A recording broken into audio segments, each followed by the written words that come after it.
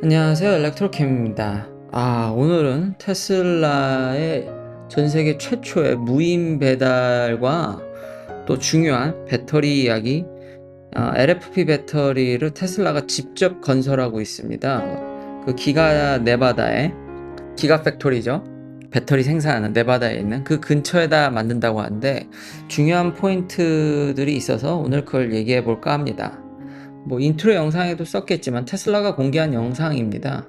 이제 무인으로 이제 차를 배달하는 거를, 그리고 일론 머스크가 직접 밝혔듯이 리모트 컨트롤이 없었고, 저도 이런 이메일을 받았고, 이제 로봇 택시뿐만 아니라 이제 배달도 무인으로 할 수 있다. 아직은 뭐 모든 차를 그렇게 하는 건 불가능하죠. 아직 로봇 택시도 시험 단계인데요. 그래도 전 세계 최초다. 참 그런 면에서 박수를 쳐주고 싶고요. 뭐 물론 그간 정치적 행적과 뭐 비판이 있는 건 알지만, 아무래도 기술을 옹호하는 입장이다 보니까, 아니 비판하긴 쉬운데 이런 걸 쉽게 런칭하는 회사가 없잖아요. 아니 그렇게 비판만 하지 말고 보여주던가. 뭐 안전상 이유로 안 했다라는 이유는 저는 글쎄요, 그냥 핑계라고 생각이 됩니다. 이걸 비판하기보다는 일단은 그래도 이런 영상이 나왔고 지금 로보택시를 시범적으로 서비스하고 있는 거에 대해서는 저는 응원해 주고 싶고 박수를 쳐주고 싶습니다. 근데 이게 좀 너무 리얼하죠. 테슬라는 정말 사람같이 여기 지금 노 파킹, 그러니까 이 레드 라인으로 이렇게 빨간색으로 칠해진 데는 아마 여기도 그런데요. 텍사스도 그럴 겁니다. 저 텍사스에 있어 봤기 때문에 저기다 세우면 안 되거든요. 그런데 사실 사람들이 잠시나마 막 세우죠. 그리고 이제 그 아파트에 아마 뒷문이나 이제 통하는 문인 것 같은데, 여기에 보통 이런 것들이 있긴 있는데 이제 잠깐 사람들이 세우니까 AI도 그걸 학습했는지, 그냥 이런 부분은 그래도 공개적으로 좀 광고하는 영상인데 여기다 세우는 거는 조금 아쉽지만, 사실 리얼 월드에서 사람들은 사실 대충 걸리지만 않으면 된다라는, 그러니까 제가 말하는 건 커먼 센스나 커먼 스피드를 말하는 겁니다. 원래는 세우면 안 됩니다. 이렇게 하면 걸리는 겁니다. 불법이긴 한데 현실은 그렇지가 않다라는 점. 그리고 영상에서도 보셨지만 하이웨이를 탔다.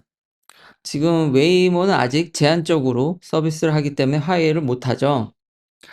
그런 면에서도 좀 놀랍고, 그리고 이제 로보택시 얘기를 할까 하는데요. 로보택시가 이제 벌써 한지 또 며칠 지났죠? 한 일주일 가까이 된 건가요? 참 시간 참 빠릅니다.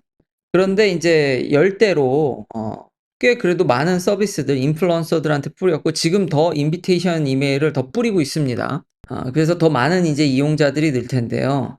벌써부터 이제 failure 케이스들이, 제가 지난 영상에도 얘기했듯이 모든 사람들이 이걸 두 눈 뜨고 쳐다보고 있기 때문에 벌써 케이스들이 막 나오기 시작합니다. 근데 저는 좀 요런 부분은 공감하기가 참 힘들었던 게, 지금까지 최신 버전에 한해서입니다. 사실 옛날 버전에 있어서는 저 이거 다 경험했습니다. 근데 최신 버전에서는 저는 wrong lane으로 간다든지 더블 옐로우를 넘나드는 경우는 겪어보지 못했거든요. 아니면 제가 조금 불안한 조짐만 보이면 개입을 해서 있을 수도 있겠습니다. 근데 레딧이나 이런데 이제 평균적으로 보면은 2에서 8일에 한 번꼴로 이제 이런 페일리얼 케이스가 나온다는 얘기가 이제 나오더라고요. 근데 저도 그래서 동의합니다. 제가 이게 저도 FSD를 쓰고 있으니까요. 제가 갖고 있는 모든 테슬라가 사이버 트럭이든 모델 S든. 근데 페일리어 케이스를 촬영하기가 어렵습니다. 그래서 과거에는 제가 이런 걸 못하네 해서 영상을 많이 올렸는데, 최근에 올리지 않은 이유는, 그럼 항상 영상을 많이 녹화를 해야 되고 그 엣지 케이스를 또 따로 편집을 해서 그 부분만 빼기가 많은 노력이 들어서 잘 촬영을 하지 않게 됐습니다. 웬만큼 이 정도면 제가 모니터하는 수준에서는 너무 잘해주기 때문에 이 빈도에 대해서는 저도 직접 사용하는 입장으로서 절대적으로 공감합니다. 한 일 주일에 한 번 정도 약간 불안한 모습이 보여요. 하이웨이에서 멀지할 때라든지 애매할 때 뭔가 불안하면은 제가 그때 개입을 하거든요. 근데 이런 부분들은 리스트릭션 에리아인지 원웨이 여기 원웨이가 별로 없어서일 수도 있겠습니다. 아니면 어스틴에서 많은 트레이닝이 이루어지지 않아서일 수도 있고요. 팬텀 브레이킹도 당연히 있었습니다. 과거에 초기 버전에는 엄청 많았죠. 제가 그걸 지적한 바도 있고요. 근데 제가 사이버 트럭 특히 하드웨어 4로 3가 아니라 4입니다. 3에서는요. 제가 전 버전에서는 가끔 가다 빨간불에서 튀어나가려는 것도 경험을 했고요. 그때 그러니까 개입을 한 거죠. 근데 하드웨어 4에 와서는 경험해 보지 못했는데 이것도 나온다라는 게 좀 신기했고 분명히 모델 Y 최신 하드웨어 4로 지금 로보택시든 딜리버리를 하고 있는데 이게 보고됐다라는 점이 좀 신기하고 스피딩 비욘드 퍼슬링 이건 뭐 왜냐하면 인간의 이 드라이빙을 학습했기 때문에 여기 제가 과거 제 영상을 보신 분들은 잘 아시겠지만 스피드 리밋을 아무도 안 지킵니다 진짜. 경찰이 인제 좀 이따 인제 웨이즈라든지 경찰이 알려주는 소셜 네트워크 내비게이션 같은 걸 쓰시면 이제 경찰 위치를 알려주니까 그러면 좀 속도가 준다든지 그러지 서부든 동부든 제가 돌아다니면서 속도를 지키는 사람이 거의 없습니다. 실제로 이거는 제 이야기가 아니라 모빌아이 CEO도 언급했던 문제입니다. 그러니까 이 스피드 리밋을 지켜가면서 하면은 사람들이 답답해한다라는 거죠. 그래서 커먼 스피드로 달리기 때문에 그것에 대한 인식이니까. 근데 이제 너무 달리면 확실히 사람은 그래도 눈치가 있어서 팍팍 줄일 땐 줄이는데 실제로 사이렌이라든지 그 경찰의 그런 불빛이라든지 인식해서 FSD가 알아서 그걸 빛을 인식해서 속도를 줄이기도 합니다. 근데 이걸 지적하시면 그래서 이거는 뭐 늘상 있는 일에서 공감이 안 되고 improper drop off라든지 마운팅 이거는 뭐 웨이모도 지금 요 문제는 쉽게 많이 겪고 있는 문제라서 인제 열대로 서비스했잖아요. 점점 저는 AI가 캐칭업 할 거라고 생각을 합니다. 다시 한번 그리고 웨이모도 현재 선두주자인 먼저 서비스를 했고 데이터가 많이 더 쌓였을 테니까 실제로요. 제가 말한 FSD에 대한 데이터가 아니라 로보택시로서의 서비스는 웨이모가 많이 앞서 있는데 여기도 사고가 난다라는 점 사고 리포트를 많이 얘기했었고 그냥 스테이셔너리건 멈춰져 있는 오브젝트도 갖다 박고 뭐 자전거랑도 뭐 하여튼 여러 사고들이 최신 2025 년에도 있었습니다. 근데 좀 타이트하게 관리를 하는 편이죠. 과연 이 AI 트레이닝으로 얼마나 쫓아갈 수 있을지 누구도 모릅니다. 개런티된 건 아닙니다. 개런티된 건 아닌데 뭐 방법은 이미 익히 다들 아실 겁니다. 도조라든지 더 강력한 하드웨어를 베스트 데이터 스트림으로 엄청난 데이터를 때려 넣어서 지난번에도 얘기했듯이 데이터가 덜 넣었구나. 엄청 넣었지만 지금 여기 트렌드는 더 넣어 보자. 더 방대하게 넣어 보자. 더 좋은 데이터를 그리고 더 좋은 하드웨어로 트레이닝 해 보자. 여기에 인제 승부를 걸고 있는 거죠. 이건 누구도 가본 길이 아니고 학계에서든 어디든 이걸 증명해 본 바가 없습니다. 이런 테크놀로지는 기업이 지금 학계보다 월등히 빠릅니다. 금방금방 그리고 알 수 있잖아요. 지금 보듯이 사람들이 레딧이든 주요 언론이든 테슬라를 비판적으로 바라보는 시선들이 많기 때문에 뭐만 일이 나면 여러분들이 쉽게 뉴스로 접하실 수 있을 겁니다. 거기다가 지금 인비테이션 이메일 많이 뿌리고 있죠. 그리고 일론 머스크가 지금 계속 캐치업을 하고 있으니까 한두 달이면은 이제 세이프티 모니터를 줄이겠다라는 거 아니겠습니까? 그러니까 개입을 지금 패신저 시트에 앉아 있는데 여러모로 모니터든 뭐든 간에 서비스를 더 확대하고 한두 달입니다. 이렇게 하다가 진짜 이런 것들이 크게 문제가 된다 그러면은 사단이 나도 분명 한두 달 내에 사단이 나서 치명타를 받을 겁니다. 그러니까 이건 머지않아서 금방 증명될 것입니다. 그러니까 뭐 비판적인 분들은 오히려 저는 이럴 때일수록 이런 새로운 기술을 런칭하고 용기든 리더십이든 기술이든 지금 세계 최초지 않습니까? 이제 무인으로 배달이 되고 무인으로 로보택시 서비스가 되는 특히 배달은 다시 한번 전 세계 최초고 그래서 저는 응원해 주는 게 맞다고 생각을 하고요. 다시 한번 진짜 대단한 것 같습니다. 자 다음은 또 테슬라의 제가 아버지와 함께 과거부터 얘기했던 인산철 배터리입니다.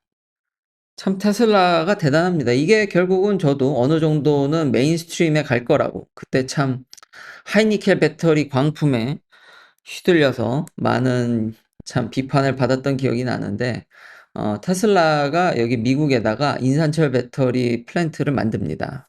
한 10기가와트 정도 1년 연. 아무래도 메가팩이라든지 이제 저가형 차량, 이게 이제 늘 생각으로 지금 준비를 하고 있고요.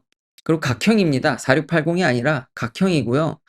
이 대부분의 장비나 지금 소스가 CATL입니다. 그러니까 전부 중국제입니다. 그래서 제가 여기서 인제 궁금했던 점은, '아, 중국에서 저렇게 갖고 와도 되나?' 그리고 과거에 포드가 라이센싱을 CATL에 받아서, 그러니까 모든 자동차 회사들은 가격에 지금 다 이렇게 두 눈 뜨고 거기에 더 집중적으로 보고 있기 때문에 LFP에 관심을 안 가질 수가 없습니다. 근데 과거 포드가 CATL과 라이센싱해서 미시간에서 생산하려던 거는 미중 갈등으로 인해서 취소가 됐는데, 아무리 중국의 큰 기가 상하이 공장을 돌리고 이런데도 '할 수가 있나.'라는 생각이 들더라고요. 그 부분에 인제 초점을 맞춰서 인제 물어보니까, 요즘은 GPT나 참 이렇게 비교를 너무 잘 분석해 줍니다. 그러니까 테슬라는 가능합니다. 이게 약간 뉘앙스가 다릅니다.